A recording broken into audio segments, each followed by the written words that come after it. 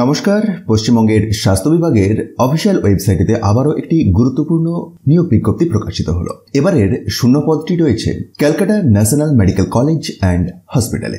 সরাসরি walk in interview এর মাধ্যমে নির্বাচনের প্রক্রিয়াটি সম্পন্ন হবে।